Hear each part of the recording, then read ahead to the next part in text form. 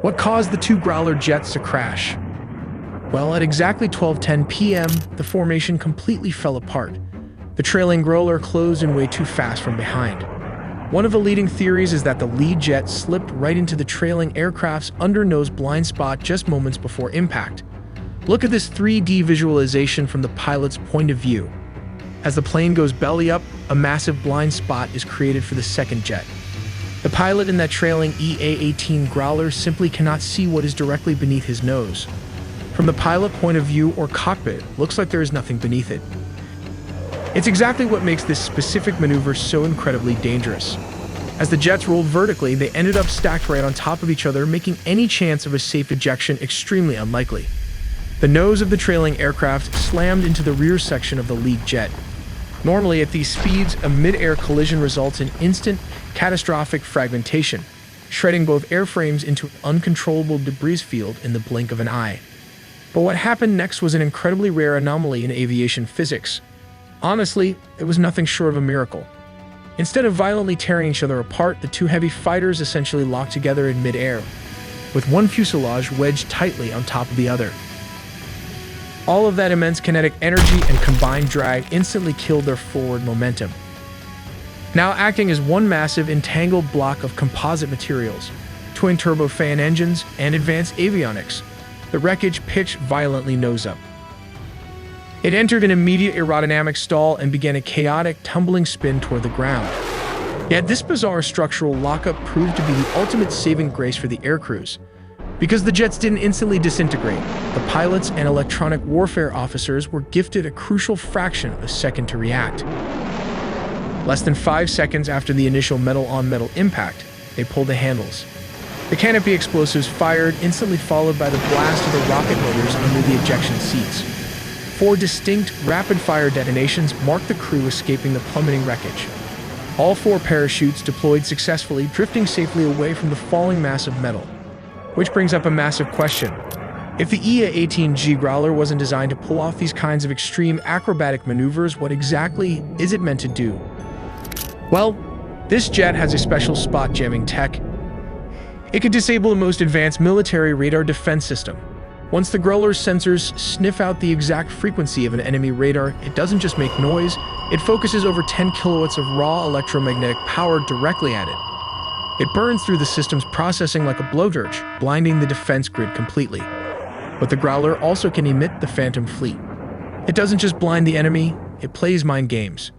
It catches an incoming radar pulse, scrambles the data, and fires it right back. Suddenly, the radar operator sees dozens of ghost fighter jets swarming their screen. Panic sets in, surface-to-air missiles are fired, but they lock onto Phantoms, detonating an empty sky. But how does it use the bait-and-switch strategy? Even if an enemy missile actually manages to lock onto a real US jet, the Growler pulls a massive bait-and-switch. It perfectly mimics the targeted jet's exact speed and location to create a digital clone. Once the enemy radar locks onto this clone, the Growler slowly drags the fake signal away. The tracking system blindly chases the ghost, and the real aircraft escapes unharmed. Then there is this danger zone or burn-through. Jamming, however, isn't magic. If a US jet flies too close to the enemy radar, usually within 20 to 60 miles, the sheer power of the radar will eventually burn through the jamming and spot the plane. That's why the Growler has to maintain a perfect high-stakes geometric dance, constantly hovering right on the razor's edge of the threat zone. But what is the step-by-step strategy the US military launches the plane? Before a single fighter jet leaves the runway, the invisible war has already begun. For weeks, US spy planes and satellites have been hovering just out of reach, quietly listening. They are hunting for the electronic fingerprints of Iranian radar systems, mapping exactly where they are and how they communicate. They compile all of this into a digital hit list, which gets loaded directly into the brains of the Navy's electronic attack jets, the EA-18 Growlers. Back at command, planners aren't just drawing flight paths on a map, they are navigating a deadly 3D maze. They calculate massive threat rings around every enemy missile system. Then they plot exact coordinates, safe zones in the sky, where the Growlers can orbit and blast their jamming signals without getting shot down. When the strike package finally launches, it is a highly choreographed machine. You have the Growlers for electronic attack, F-35s and Super Hornets carrying the bombs, and specialized jets loaded with radar-killing missiles. Every single aircraft has a precise location, altitude, and down-to-the-second timeline. There is no guesswork. 30 minutes to target. The Growlers reach their standoff positions 50 to 100 miles out. They unleash a massive wave of broadband noise, blanketing the enemy's early warning screens in a thick electronic fog. The goal right now isn't to hide, it's to blind the enemy's big-picture view before the real raid even begins. 15 minutes out. The strike fighters push into the kill zone, and the Growlers move in to escort them. The jamming shifts from a blunt sledgehammer to a scalpel. They inject fake targets into the Iranian screens and scramble their speed and distance readings. The radar operators are drowning in signals, completely unable to tell which blips are real aircraft and which are digital ghosts. Now the enemy faces a terrifying dilemma. If an Iranian operator realizes they are being jammed and tries to crank up their radar's power to see through the noise, they paint a giant bullseye on their own back. U.S. jets instantly fire a supersonic harm missile that rides that radar beam all the way to the source. The enemy's choice is impossible. Turn off your radar and be blind, or leave it on and be destroyed. While the radars are blinded, the Growlers are also severing the enemy's vocal cords. They jam the communication networks linking the missile batteries to Central Command. Even if a rogue battery spots a U.S. jet, they can't get clearance to fire, and they can't warn their allies. The mighty air defense network dissolves into a bunch of confused, isolated outposts. Bombs away, but the danger isn't over. As the strike jets pull up to escape, they are low, slow, and highly vulnerable. The Growlers don't let up. They maintain a deafening electronic scream, keeping the enemy blind until every last aircraft has safely crossed back over the horizon. If you're looking to upgrade your digital defense system, you need to check out this military-grade VPN. Think of Surfshark VPN as your frontline defense.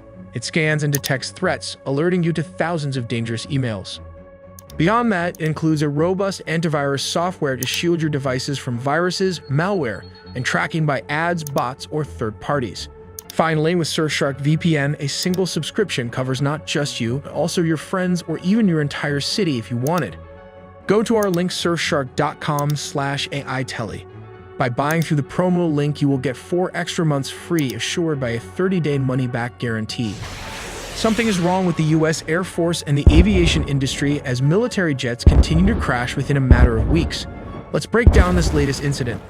At Naval Air Station North Island, key hub for military aircraft, you'll find the San Diego International Airport just north of the base. Nearby is runway 29, a critical strip often used by military jets. Here's what happened. Around 10:15 a.m., a U.S. Navy EA-18 GROW-lur from Electronic Attack Squadron V8Q-135 was in flight when it developed a mechanical glitch, likely exacerbated by weather conditions at the time. Light rain and fog had reduced visibility to just 4 to 8 miles, complicating the situation. When a critical error message lit up the cockpit, the jet's warning systems activated instantly. The 2 crew members made a split-second decision to eject, escaping the aircraft moments before it plummeted nose-first at a 60-degree angle into San Diego Bay. The plane crashed with its landing gear still deployed, sending a massive plume of water erupting into the air. What's chilling about this incident? The jet went down mere miles from densely populated neighborhoods and the naval base Coronado Airport. Had the pilots ejected even a few seconds later, or had the jet's trajectory shifted slightly, this could have been a catastrophe on the ground. A quick note regarding the confusions and the primary difference between these 2 aircrafts. The EA-18 Growler is specifically designed for electronic warfare, while the EA-18 Super Hornet is a multi-role fighter aircraft designed for both air combat and strike missions. On January 28, 2025, an $85 million F-35 jet crashed in Alaska. The following day, on January 29, an American Airlines plane collided with a Black Hawk helicopter. Then, on January 31, 2025, a medical plane went down for unknown reasons. In addition to these recent incidents, South Korea experienced a plane crash on December 29, 2024, when an aircraft struck an antenna. Just days earlier, on December 25, 2024, an Azerbaijani plane was hit by a Russian Panzer missile. And finally, on the 13th of February 2025, we have this most reliable Navy jet crashing into the sea. For the 3rd time in less than a year, a U.S. Air Force F-35 Lightning II, a stealth fighter, with a staggering $82 million price tag, has crashed. The latest incident occurred on Tuesday, the 28th, 2025 at 12:49 p.m. during a training exercise at Alaska's Ejection Air Force Base. The pilot managed to eject safely, but the jet was completely destroyed, with its wreckage left burning inside the base's perimeter.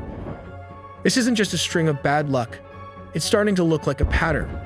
Back in May 2024, an F-35 crashed in New Mexico after a refueling stop, leaving the pilot seriously injured. Before that, in September 2023, a Marine Corps F-35B went down in South Carolina after the pilot ejected mid-flight due to a malfunction. The jet, shockingly, continued flying unmanned for 11 minutes before crashing into a field. Now, in January 2025, the Alaska crash adds another chapter to this growing list of mishaps, sparking even louder concerns about the jet's safety. American Airlines Flight 5342, which we'll refer to as the landing flight, was on its final approach to runway 33. At this stage, called short final, the aircraft was mere moments from landing, flying at an altitude of about 400 feet. This is the most critical phase of landing, where every second counts and pilots are laser-focused on safely bringing the plane down. At the same time, an Army Black Hawk helicopter, identified as PAC-25, was reportedly on a possible training flight. It was flying perpendicular to the flight path of Flight 5342, following the course of the Potomac River. The Potomac River is a designated flight corridor for helicopters, and it's common to see aircraft like this operating in the area.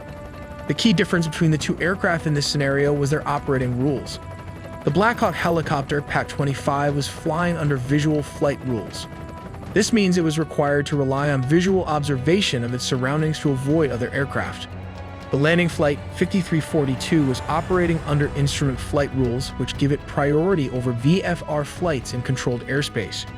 This system assumes that VFR aircraft will actively maintain visual separation to avoid conflicts. Moments before the collision, the air traffic control tower at Ronald Reagan Washington National Airport called PAC-25 to confirm whether they had the other aircraft in sight. PAC-25 responded that they did. At first glance, this seems like an acknowledgement that they were aware of Flight 5342's presence and were taking steps to avoid it.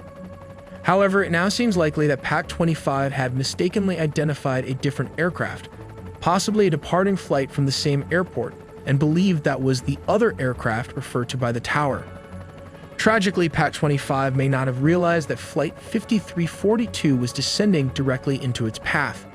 This misidentification could have led to the Black Hawk failing to adjust its course in time to avoid a collision. We make original videos from scratch and animated by humans, so please subscribe to not miss a beat.